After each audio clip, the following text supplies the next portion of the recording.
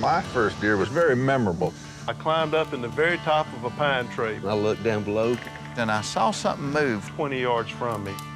He gets about right there and Pulled the trigger. I could feel my heart pounding. and put him on the tailgate of the truck and drove him around town. But I've never had one that meant anything I more know to it. me than I that know deer. it. Make versus country. Your country.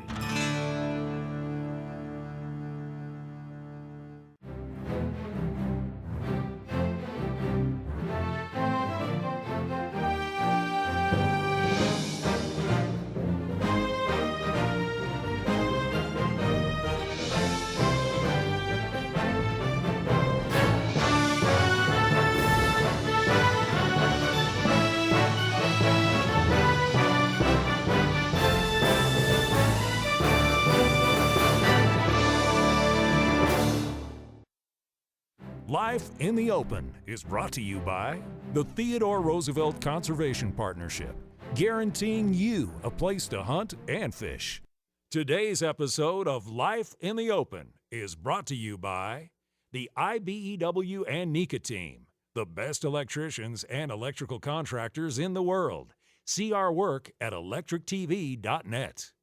The International Association of Machinists, defending American jobs, defending American freedoms. Check us out. The Sheet Metal Workers, expertise on every job. The Union Sportsmen's Alliance, TRCP's Union Sportsmen's Alliance, extending union benefits to the woods and water. Learn more at unionsportsman.org. After an exciting encounter and near miss, Ken and Terry resume their hunt. We've been hunting all day for javelina in fairly high altitude, and we found a few tracks and some sign, but not enough. So we actually left that area and went over down into the lower elevation where the snow was pretty much already melted. Hey, look at there. Track? Yep. So they definitely go up this high. I think if we just kind of walk along this hillside and glass and look for sign. And we screwed it up. We didn't get one. I screwed it up. We didn't get one. Let's keep moving. We were kind of walking along some rolling hills. Ken and I walked over the top of the hill, and all of a sudden, Ken saw something, and there was a little dark spot down in a little arroyo. Well, this is a nice spot. Hey, Terry, right there. See him? That dark one. Take your time.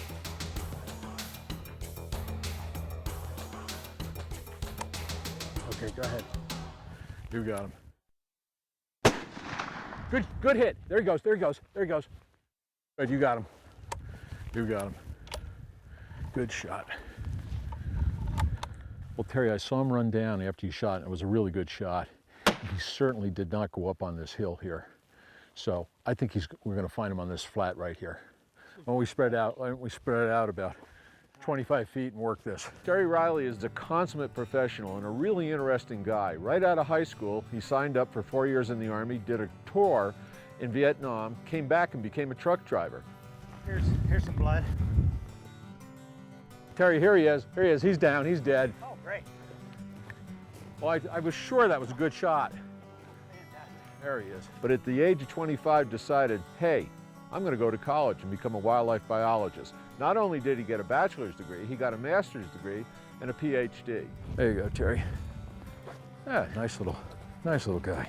Yeah. Almost all head, aren't they? Yeah, they are. Look at that. Hey, look. I see these teeth here. Oh, yeah.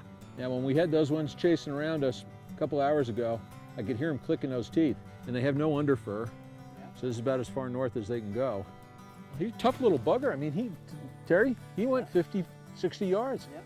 It's because of guys like Terry Riley and their dedication that wildlife management in this country and wildlife policy in this country have made great strides. It's good for wildlife, and it's good for guys like me who like to hunt and fish. You made a good shot on it, Terry, a really good shot. Of course, after missing one at 5 yards, I got to come up with an excuse here, and I just can't find one. I think when I looked and all I saw was fur at 5 yards, and obviously I shot right over top of that critter. So, well, good. One down and one to go. All righty. Quail are a great example of the bounty of New Mexico's wild game. While the state lets hunters go after the most plentiful and storied of U.S. quail, the bobwhite, but the most emblematic quail of arid New Mexico may be the black-plumed gambles. The gambles combines the challenge of prickly brush and cactus with tight-holding cubbies. I should have had him. This good-sized quail can hit 45 miles per hour. Another New Mexican quail is almost as fast on the ground as it is in the air. The cotton-top scaled, or blue quail, is a bird that will give any hunter a run for his money. These little buggers really run. They're really tough. If you're going to come down here and bird hunt, one of the things I recommend is that you probably do a whole lot of wind sprints before you come down. I see one running in that patch right over there. Oh, there he goes. There he goes. Talk about bad footing. I just fell over.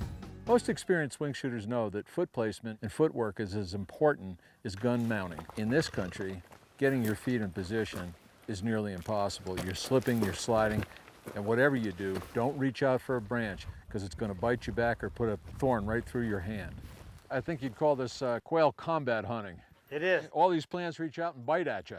Yeah, they've got mesquite. They call it cat claw acacia. So Cat claw. Yeah, I think so we saw some of that yesterday. it's the kind that when you're walking along, all of a sudden you get stopped. And you can't That move. was it. That was it.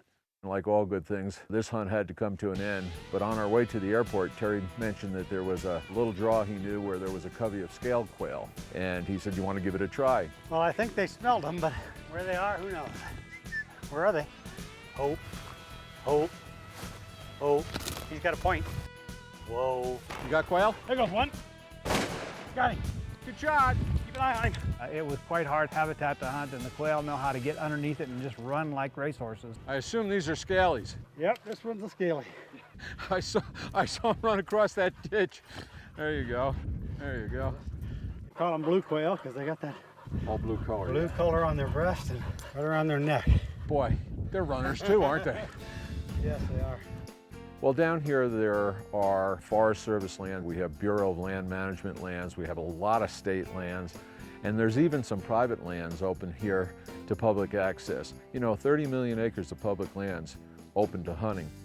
One of the things I like is some of these iconic wildlife species, people identify with them. They even attach them to their businesses. Well, you know, if you're down in New Mexico, what better place to buy chilies to cook some quail up with? Hatch peppers, famous the world round.